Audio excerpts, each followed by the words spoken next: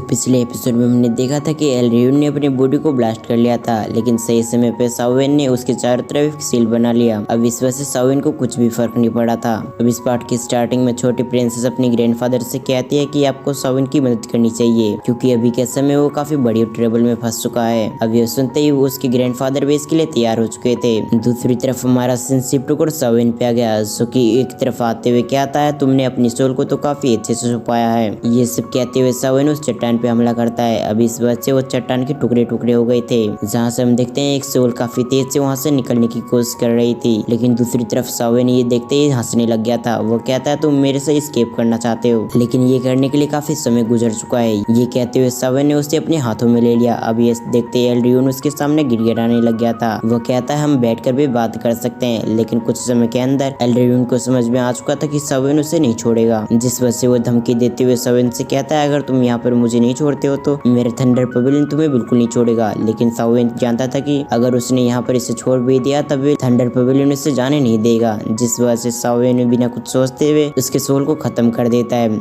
ये देखते ही छोटे प्रिंस के ग्रैंडफादर अपने मन में कहते हैं ये लड़का तो एक डेविल है। ये सब सोचते हुए वो सावेन के पास आ चुके थे। लेकिन दूसरी तरफ हम छोटी प्रिंस और उसकी सिस्टर को देखते हैं, जो कि सावेन को देखते ही उसके पास आ चुके थे, और आते ही वो दोनों सावेन से उसकी हालत के बारे में पूछने लगते हैं। दूसरी तरफ सावेन उनसे जवाब देते हुए उससे कहता है मैं अभी फिलहाल के लिए ठीक हूँ, जिस वजह से आपको टेंशन लेने की जरूरत नहीं है। ये सब कहते हुए सावेन और उन लोगों में कुछ देर बातें होती है, जिसके बाद छोटे प्रिंस के ग्रैंडफादर सावेन से कहते हैं अभी के समय तुम्हें संभल के रहना होगा, क्योंकि थंडर पवेलियन तुम्हें इतनी आसानी से नहीं जाने देगा। दूसरी तरफ सावेन भी इस बात को काफी अच्छी तरह से जानता था, जिस वजह से वो छोटे प्रिंस के ग्रैंडफादर को धन्यवाद कहता है। अब सावेन के पोलाइट व्यवहार को देखते हुए वो कहते हैं सावेन से अभी के समय में तुम्हारी कुछ भी मदद नहीं कर सकता, लेकिन जब सही समय आएगा तो मैं तुम्हारी जरूर मदद करूंगा, वो भले किसी भी तरह से क्यों ना हो, मैं तुम्हारी मदद करने की पूरी कोशिश करूंगा। अब उनकी ये बात सुनते ही सावेन इसके लिए भी धन्यवाद कहता है, जिसके बाद वो तीनों वहाँ से चले जाते हैं। लेकिन दूसरी तरफ हम छोटी प्रिंसेस और उसकी बड़ी सिस्टर को देखते हैं, जो कि जाते जाते भी सावेन को देख रहे थे और सावेन को सही से रहने को कहते हैं, जिसके बाद वो तीनों वहाँ से चले जाते हैं। जिसके बाद हमारा सीन शिफ्ट होकर थंडर पवेलियन के तीसरे हेडक्वार्टर पे आ गया, जहाँ पर उनके लीडर तीन आदमी के सामने उससे कहते हैं तुम्हें जल्द से जल्द उस बच्चे के बारे में पता लगाना होगा जिसने हमारे लोगों को मारा है।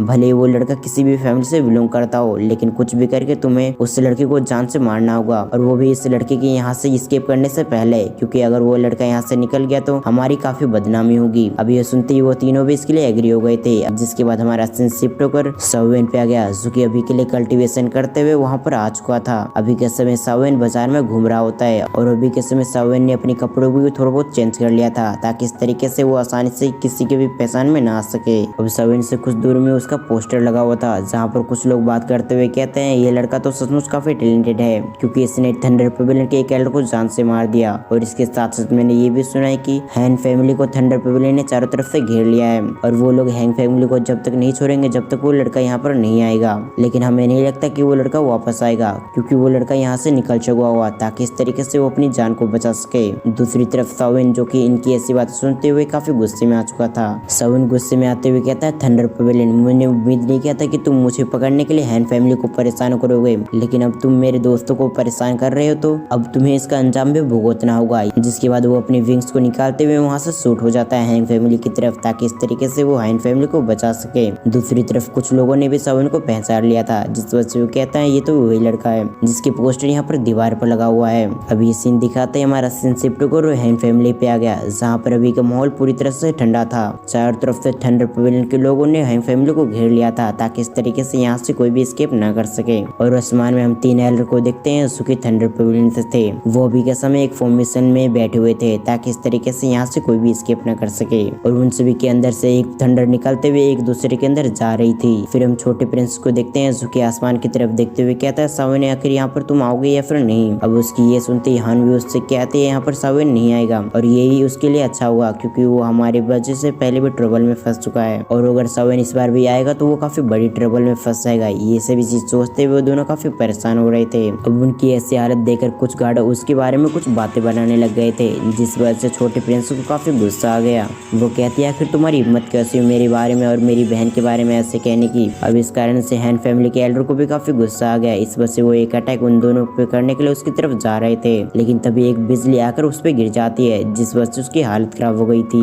वे एल्डर की ऐसी हालत देखकर वो दोनों काफी परेशान हो चुके थे, जिस वजह से वो दोनों एल्डर को संभालने लगते हैं। अब कुछ समय के अंदर वहाँ पर बारिश होना स्टार्ट हो गया था, जहाँ पर छोटे प्रिंस अपने मन में कहते हैं लगता सविन यहाँ पर नहीं आएगा। अब इस कारण से वो यहाँ पर और भी उदास हो चुकी थी। वो एक तरफ से सोच रही थी कि सविन यहाँ पर आए और दूसरे मन में सोच रही थी कि वो यहाँ पर ना आए। अब कुछ समय तक सविन नहीं आता तो वो छोटे प्रिंस भी समझ चुकी थी कि सविन यहाँ पर नहीं आएगा, जिस वजह से वो अपनी हिम्मत तोड़ते हुए वहाँ से जाने लगती है। लेकिन तभी वहाँ पर एंट्री होती है सविन की। अभी सब एनर्जी को महसूस करते हुए छोटे प्रिंस के चेहरे पे एक स्माइल आ गया था। वो पीछे पलटते हुए कहती है सविन। अब उसकी ये बात सुनते ही सभी लोग हैरान हो चुके थे, जिसके अगले पल वो सभी सविन को घेर लेते हैं ताकि इस तरीके से वो सभी सविन को खत्म कर सके। अब सविन के आ जाने के बाद भी छोटी प्रिंस थोड़ी बहुत घबराई हुई लग रही थी। वो उन तीनों एल्डर की तरफ देखते हुए कहती है आखिर सविन इन तीनों का मुकाबला कर पाएगा या फिर नहीं, क्योंकि सबसे ताकतवर तो ये लोग हैं। ये सब सोचते हुए छोटे प्रिंस सविन की काफी फिक्र कर रही थी। दूसरी तरफ सविन उन सभी से कहता है थंडर पेवेलियन मुझे पकड़ने के लिए इतना नीचे गिर जाएगा, मैंने इसकी उम्मीद नहीं की थी। लेकिन दूसरी तरफ इस बात से वो सभी काफी गुस्से में आकर उन पे हमला कर देते हैं। अब उन सभी में वहाँ पर एक बैटल स्टार्ट होने लग गया था। कुछ समय के अंदर सविन उन सभी को मौत के घाट उतार देता है। अब सविन की ऐसी पावर को देख लेने के बाद वो तीनों एल्डर भी हैरान हो चुके थे,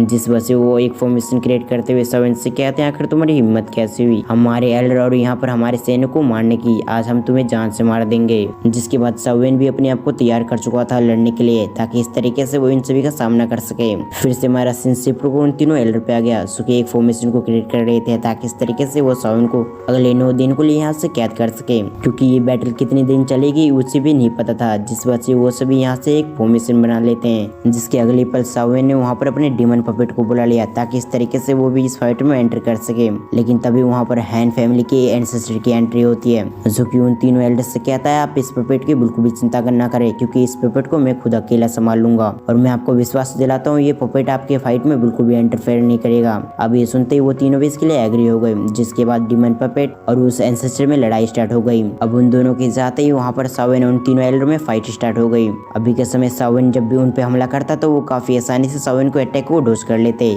लेकिन जब भी मौका मिलता तो एक एल्डर सविन पर जरूर हमला कर देता। लेकिन दूसरी तरफ सविन टियानबो की पावर का इस्तेमाल करते हुए लगातार उन्हें भी अच्छे से टक्कर दे रहा था, जिस वजह से वो थंडर के माध्यम से काफी सारे स्वॉर्ड के क्लोन को बनाने लग गया ताकि इस तरीके से वो सविन पे अटैक कर सके। ये देखते ही सविन भी वहाँ पर अपनी 310 टेक्निक का इस्तेमाल करने के लिए पूरी तरह से तैयार हो गया। अब इसी सीन के साथ हमारा ये पार्ट यहाँ पर एंड हो गया। अब अगर आपको एक्सप्लेनेशन अच्छा लगा तो वीडियो को लाइक करके चैनल को सब्सक्राइब कर लें। इसके साथ ही साथ बेल आइकन को ऑल पर प्रेस करना ना भूलें। तो फिर मैं मिलता हूँ किसी और वीडियो में, जब तक के लिए थैंक्स फॉर वॉचिंग। अब अगर आपने लास्ट पार्ट नहीं देखा तो एंड स्क्रीन पे आ रहा होगा, और अगर आपने सेल्डवेन थ्रोन की प्रीव्यू को नहीं देखा तो वो भी एंड स्क्रीन पे आ रहा होगा, तो आप उसे भी वॉच कर सकते हैं।